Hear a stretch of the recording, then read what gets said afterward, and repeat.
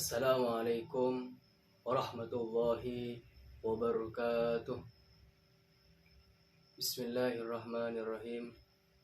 Bismillahi masyaallah. La yasuku khairu illallah. Bismillahi masyaallah. La yashfifu su'a illallah. Bismillahi masyaallah. Ma kana min ni'matin faminallah. Bismillahi masyaallah. La khawla wa la quwwata illa billahil aliyyil azim. Allahumma salli ala sayyidina Muhammadin al-habibil mahbub syafil ilali wa mufarrijil kurub wa ala alihi wa sahbihi wa sallim.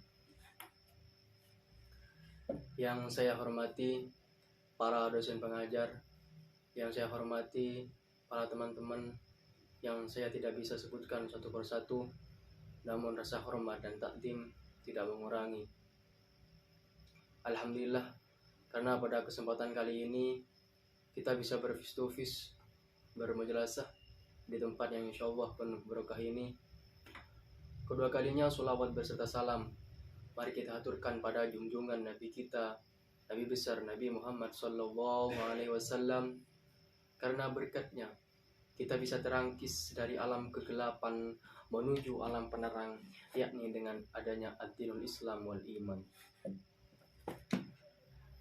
Mungkin langsung saja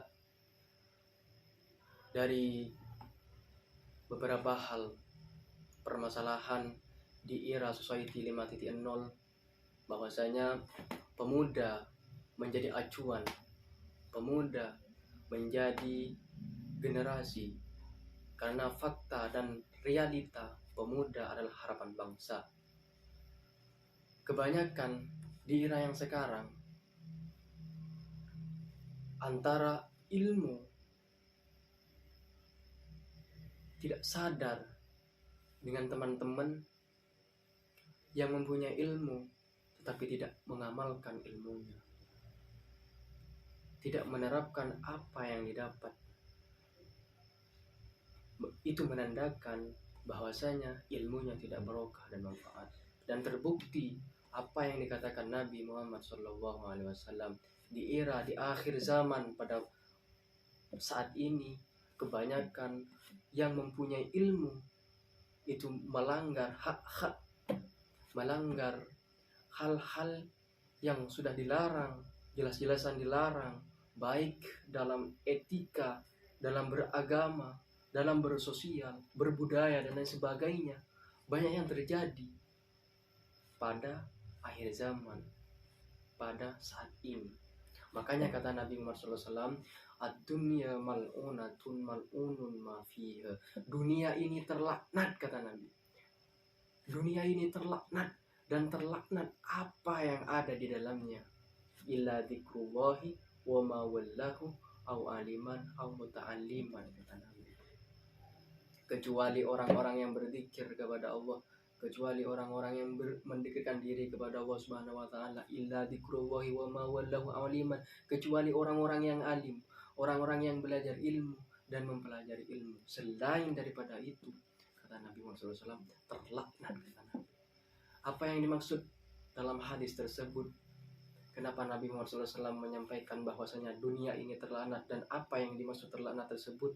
Yang pertama, yaitu orang-orang yang jauh dari Allah Subhanahu wa taala. Orang-orang yang tidak pernah mendekatkan diri pada Allah Subhanahu wa taala. Orang-orang yang jauh dari Allah Subhanahu wa taala. Orang-orang yang tidak melakukan apa yang diperintah oleh Allah Subhanahu wa taala. Orang-orang yang jauh dari Allah Subhanahu wa taala, tidak pernah melakukan apa yang diperintah oleh Allah Subhanahu wa taala. Itu yang dimaksud melanggar, itu yang dimaksud terlaknat dalam hadis tersebut. Buktinya pada saat ini menghadapi bulan Ramadan, orang Islam baik laki-laki maupun perempuan tidak melakukan puasa pada bulan Ramadan tanpa ada halangan dan lain-lain sebagainya. Itu sudah membuktikan bahwasanya ilmunya yang didapatkan dari pondok, baik dari lembaga, dari waktu kuliah, tidak manfaat. Karena faktanya orang yang tidak berpuasa itu dilarang di dalam agama. Dosa, harus mengganti puasanya nanti setelah di bulan puasa jika berhalangan, jika tidak berhalangan, padahal dia sudah berilmu, sudah mempunyai ilmu, karena dia mengikuti teman-temannya yang tidak puasa, dia malah ikut-ikutan tidak puasa. Itu yang dimaksud terlaknat, tidak pernah mendekatkan diri kepada Allah Subhanahu wa taala. Dan masih banyak lain-lain sebagainya. Terus yang kedua, siapa yang tidak termaksud, yang tidak termasuk orang yang tidak terlaknat dalam hadis tersebut? Illa dzikrullahi, kecuali orang-orang yang berzikir kepada Allah Subhanahu wa taala. Kenapa harus zikir? Karena dengan zikir kita bisa mendekatkan diri kepada Allah Subhanahu wa taala. Dengan Nabi Muhammad SAW, dengan memperbanyak sholawat dengan Nabi, dengan memperbanyak istighfar kepada Allah Subhanahu wa taala.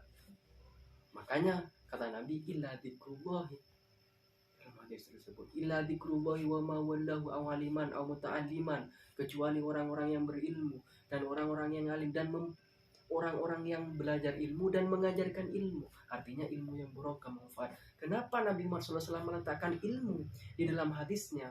Karena faktanya kata Nabi di dalam kitab Ta'lim Muta'allim, wajib hukumnya muslim laki-laki maupun perempuan untuk mencari ilmu. Dari segi wajibnya, kita kalau sudah mempunyai ilmu, bagaimana kita bisa mempelajarkan ilmunya kepada orang lain?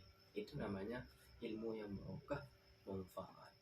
Dan mudah-mudahan dengan sedikit Spanish pengetahuan saya dengan apa yang saya jelaskan, mudah-mudahan ilmu kita menjadi tambahan ilmu yang barokah, manfaat.